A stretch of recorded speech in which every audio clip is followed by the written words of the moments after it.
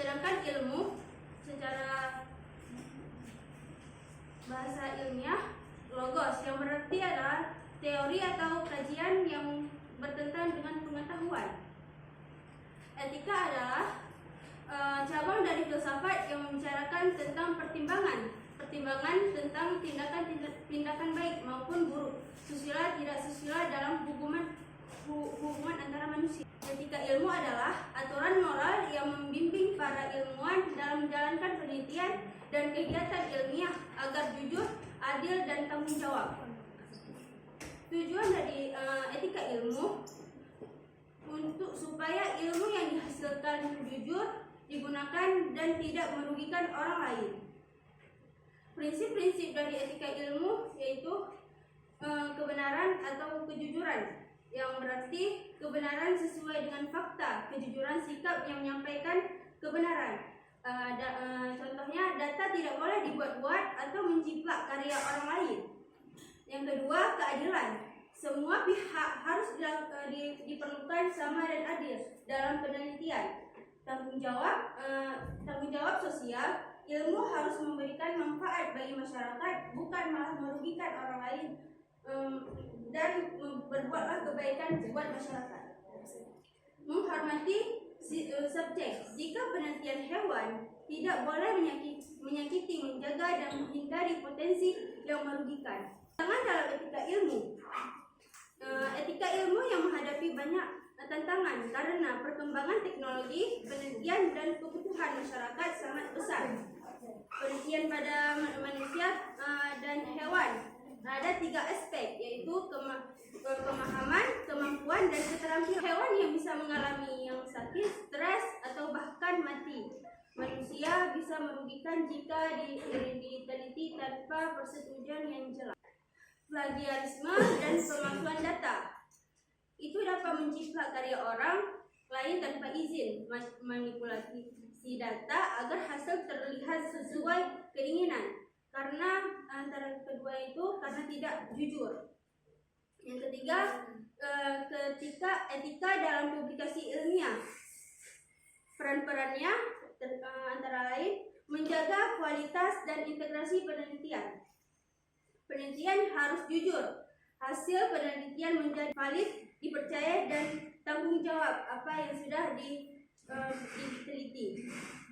Dampak etika terhadap inovasi dan penemuan. Inovasi berlangsung tanggung jawab, memberikan manfaat bagi masyarakat. Sebagai salah satu cabang dalam filsafat akan memberikan arahan bagi gerak ilmu. Sekian dari saya, akan kembali ke moderator. Baik, terima kasih kita ucapkan kepada presenter yang sudah mempresentasikan makalah pada hari ini. Selanjutnya saya kasih waktu untuk membanding makalah hari ini.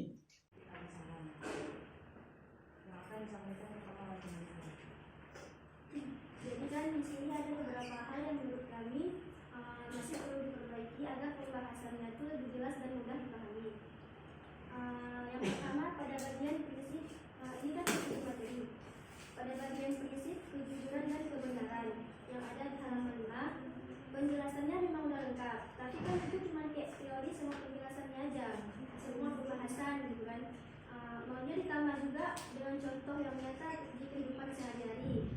Karena kan kalau misalnya ada penjelasan, ada contohnya, itu lebih mudah dipahami gitu. Kemudian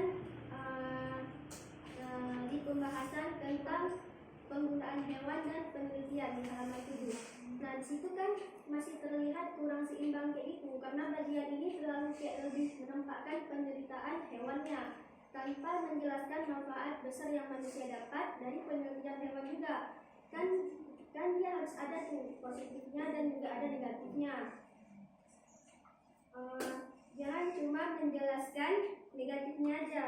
Kan kita tidak tahu banyak obat dan vaksin yang dipakai sekarang lahir dari penelitian hewan juga. Ini yang dimaksudkan nggak seimbangnya. Jadi sebaiknya regulasi ini harus dijelaskan agar pembahasannya terasa lebih jelas dan adil. Kemudian di bagian kesimpulan, punya kalian kan cuma merangkum isi dari materi. Tapi juga kesimpulan itu bukan cuma merangkum atau meringkas materi, tapi juga menjawab isi dari masalah kayak yang seperti kakak bilang. Menyampaikan dari sisi hafalannya. Jadi di halaman itu diletakkan angka halaman itu dimulai dari bab 1 atau bab 2 di pembahasan. Ini kan karena di makalah kalian dibuat halamannya tuh di bab 1 atau pendahuluan. Seharusnya kan halaman itu dimulai dari bab 2 atau pembahasan. Habis itu poin A, pengertian etika ilmu, itu kan udah masuk poin besarnya gitu kan. Jadi angka satu yang definisi etika itu seharusnya dia nggak ke depan, yang ke depan itu poin A-nya. Jadi satu itu kan bagian dari poin A-nya kan. Jadi itu harus di bawah pengertian etika ilmunya. C juga seharusnya kan dia itu terpisah sendiri. Maunya kan di enter biar masuk, biar orang tahu itu poin untuk selanjutnya gitu. Itu juga poin untuk Secara empiris itu kan pengalaman. Benar, tetapi dilakukan dengan cara yang melanggar etika. Misalnya kan kita dapat ilmu baru nih daripada eksperimen tadi. Misalnya kayak kita butuh obat, kita suntik dulu kan banyak sekarang kan ke kodok atau ke tikus kayak gitu lah. Apakah hasil eksperimen itu etis untuk digunakan sebagai dasar ilmu? Terima kasih. Nyangkut dengan makalah tentang etika ilmu pengetahuan. Kalau misalnya etika ilmu itu benar-benar dijalankan, menurut makalah apa perubahan paling terasa yang bakal terjadi di dalam dunia kampus dan juga penelitian di Indonesia? Jika etika ilmu itu dijalankan dengan serius, dengan baik, kampus dan dunia penelitian akan menjadi lebih jujur, bersih dan berkualitas. Tidak ada lagi plagiarisme, manipulasi data, atau penelitian asal-asalan.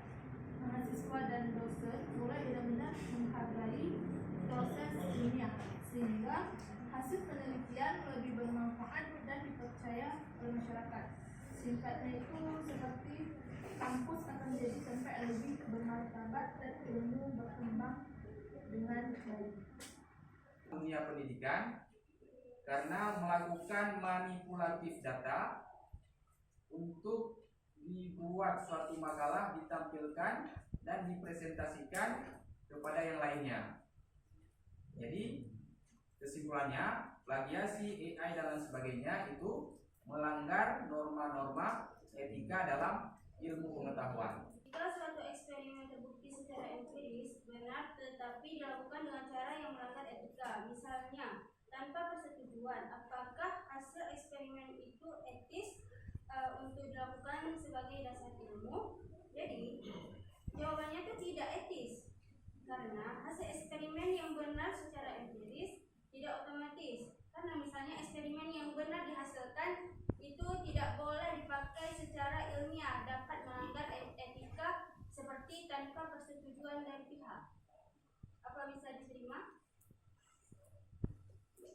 Gimana Siti Arasia?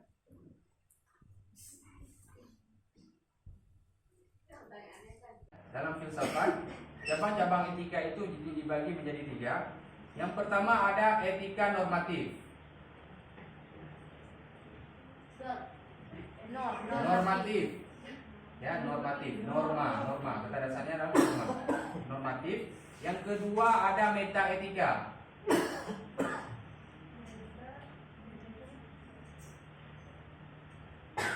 Yang ketiga ada etika terapan. Normatif, metaetika dan etika terapan.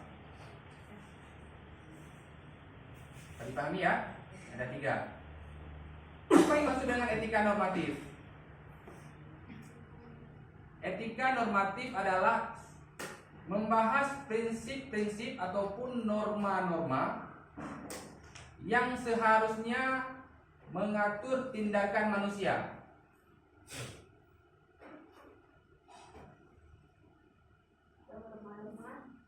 Yang seharusnya mengatur tindakan manusia.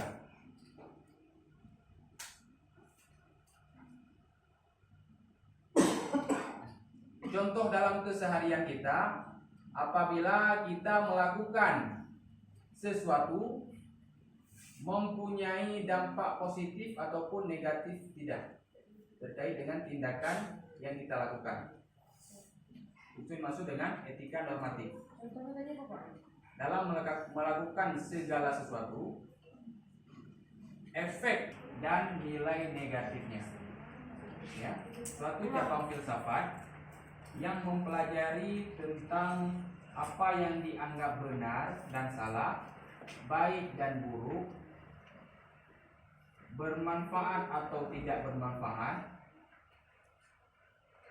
mempunyai nilai positif ataupun negatif, serta bagaimana seharusnya manusia bertindak terkait hal tersebut. Suatu eksperimen terbukti secara empiris benar, tetapi dilakukan dengan cara yang melanggar etika, misalnya tanpa persetujuan, apakah hasil eksperimen itu etis untuk digunakan sebagai dasar ilmu? Jawabannya tidak etis, karena sebuah uji coba kepada makhluk hidup dapat menyiksa, karena hewan bisa mengalami sakit dengan diuji coba tersebut akan mati. Gak etis untuk dilakukan sebagai dasar ilmu. Tapi kenapa banyak yang udah S3 atau udah tinggi lah ilmunya melakukan eksperimen tersebut? Bahkan banyak kita lihat sekarang khususnya pada bidan yang menguji coba langsung pada manusia. Nah, ilmu dapat sepenuhnya fakta berdasarkan kaidah ilmu. Kasih contoh kasus fakta. Jadi benar bahwa ilmu dapat menjadi fakta apabila pengetahuan tersebut memenuhi. Dengar Kak? Dengar. Dengar.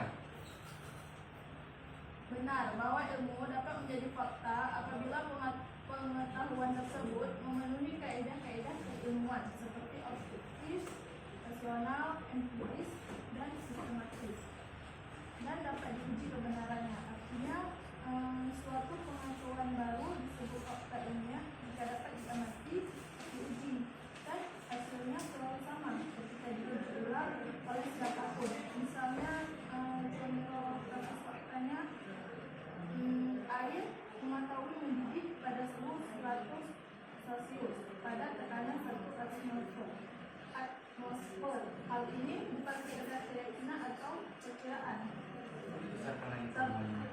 tetapi dapat dibuktikan melalui percobaan berulang, seperti air dipanaskan, suhunya diukur dan mencapai titik didih yang sama. Apakah ilmu dapat sepenuhnya fakta berdasarkan kaidah ilmu? Ya, berikan contoh dalam kasus nyata sehari-hari.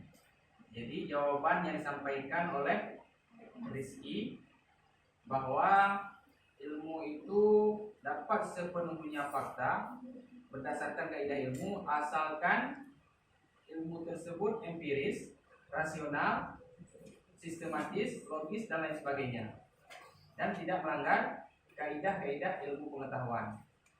Contoh yang diberikan oleh Rizky tadi, dalam teori air mendidih itu dalam suhu 100 derajat Celcius. Dalam praktek sehari-hari, air mendidih itu dibuktikan bahwa dalam suhu 100 derajat Celcius, air dalam suhu panas paling tinggi. Apakah benar Rizky? Bagaimana Panji mau disanggah dan lain sebagainya? Yang lain? Penemuan bahwa penyakit disebabkan oleh mikroorganisme. Ketika bakteri dan virus bentar. Mikroorganisme itu apa? Kan itu bahasa itu ya kan? Apa yang sudah diuji coba apa sudah bertanggung jawab? Apa sudah atau tidak? Bertanggung jawab. Yang saya tahu. Apa jujur dengan perilaku hasil penelitiannya? Kita nggak tahu jujur apa enggak. Banyak kita lihat kan di HP banyak tuh. Diuji coba pada hewan.